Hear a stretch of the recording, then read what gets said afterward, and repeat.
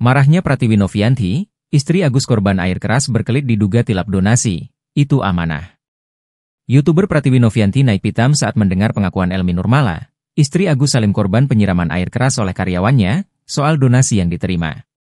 Pasalnya, Pratiwi Novianti alias Novi dibuat kecewa setelah mengetahui dana donasi senilai 1,5 miliar rupiah diduga ditilap untuk bayar utang keluarga istri Agus.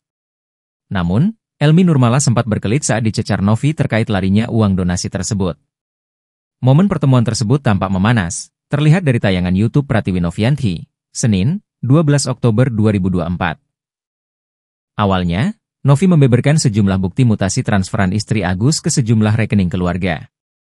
Elmi yang sempat berkelit itu mengaku tak memberitahu Novi total keseluruhan donasi yang diterima dengan alasan tak ingin ambil pusing. Di mana, informasi terkait aliran dana tersebut tidak disampaikan kepada Novi dari pihak keluarga istri Agus.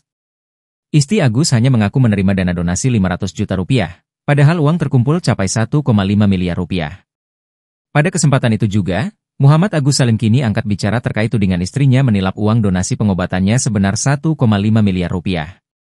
Hal ini mencuat setelah merasa ditipu oleh istri Agus Salim soal total dana donasi yang diterimanya. Didampingi istri, ayah dan saudaranya, Agus mengungkapkan alasan keluarga masih memakai BPJS meski telah menerima donasi. Agus mengaku bahwa sejak awal pihak keluarga telah mengusahakan untuk pembayaran tunai. Namun, lagi-lagi Agus membantah jika sejak awal berniat ingin menggunakan BPJS.